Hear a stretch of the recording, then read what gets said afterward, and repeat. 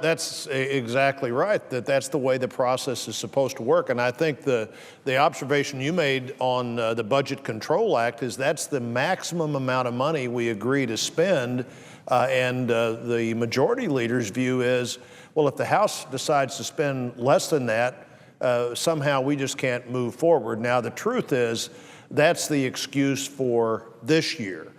In the 6 years that the current majorities controlled the Senate, they haven't passed a budget 3 times, and 3 times haven't brought a single appropriations bill to the floor. I don't know exactly what the excuse was the other times, but this year it's, well, the House has a different number. The House is a different institution. It's the House of Representatives. They get elected every 2 years. They bring bills to the floor. In fact, they've had a budget the last 2 years, and we haven't. I think the House, the last year that the other majority controlled, the last year that Nancy Pelosi was Speaker, didn't have a budget. That may be the only time ever since the Budget Control Act that the House didn't have a budget. But the Senate, I mean, since the budget law in 1974, but the Senate hasn't had a budget for 3 years. You know, there's that old saying, if you fail to plan, you plan to fail. And clearly, the budget's a plan. And the parliamentarian says we don't have one. The parliamentarian says that the Senate has failed to obey the law for 3 years now because we don't have a budget. We're not prepared to tell the American people what our budget is. And even in spite of not having a budget, the Senate Appropriations Committee's gone ahead and figured out a number that they could use as the number to appropriate to, and those bills are ready. The only problem is those bills aren't allowed to come to the floor. And just a few days ago, I can't remember what the waste of time of that week was on the Senate floor, but I said in the leadership stakeout, why aren't we doing the things that we're supposed to be doing that give us a plan, that tell the American people what we're for, and then at the next moment, the next press opportunity, the majority comes out and they ask the leader, why aren't we doing that? And the majority leader says, well, because the House has a different number, so we're not going to we're not going to have an appropriations process until the election is over. Now, it's particularly interesting to me, Senator Alexander, that the majority's view is that they don't want to tell people until the election is over what they're for. The House is saying what they're for. They've had 11 bills of the 12 ready to go to the floor. More than half of them have been voted on. They voted on a budget. But in the Senate of the United States, we're not prepared to tell people what we're for. And another thing that this is 38% of the budget. You mentioned this earlier. What about the other 62%?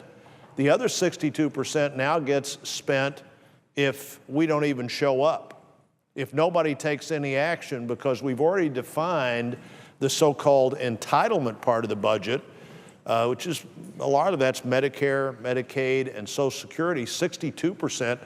And by the way, that was all of the money that came in. And while we've not had a budget for 3 years, while over 6 years we've only brought appropriations bills to the floor 3 times, our national debt has nearly doubled. It went from $8.67 trillion when the current majority leader became the majority leader to $15.87 trillion now, 6 years later.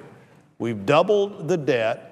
We have failed to plan, which I guess the old adage is true. If you fail to plan, you plan to fail. And our big failure is we've allowed the debt of the country, the debt that was accumulated in over 200 years, we've now doubled in 6 years. And during that 6 years, we have just simply been unwilling to do our work. The American people are upset about what's happening in Washington, and they should be. I'm upset about it too. And we could be talking about spending on the floor of the Senate, and that's the only way to ever get spending under control. And the appropriations bills, the most basic work that the Congress is supposed to do. And by the way, we ought to get to where we're talking about more than 38% of the budget when we talk about the appropriations bills.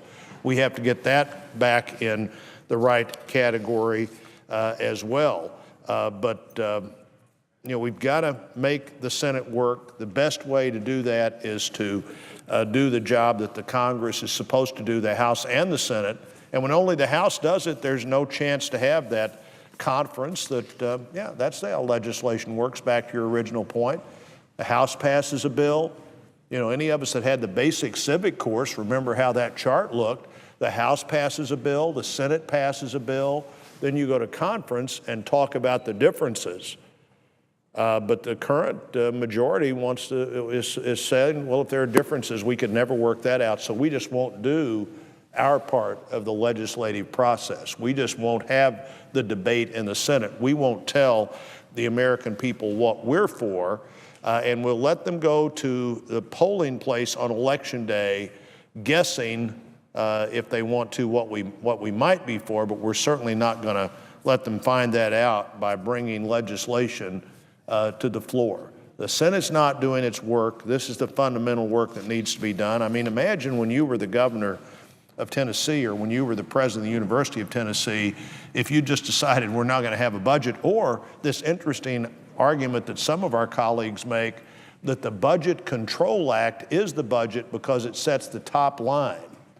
That would be like when you were governor, Senator Alexander, if you'd gotten your advisor and your cabinet together and said, okay, here's the amount of money we're going to spend, now let's just see how it works out. That would be the budget? Of course that wouldn't be the budget, and it would be a disaster, and the 6-year deficit numbers of $8.67 trillion to now 6 years later $15.87 trillion, that proves that the disaster truly has happened, and I just can't imagine. Your thoughts, how would you possibly have run a state or run a university or run a business if your budgeting process was, here's the top number we're going to spend, now let's go and see how it works out? Well, I can't imagine.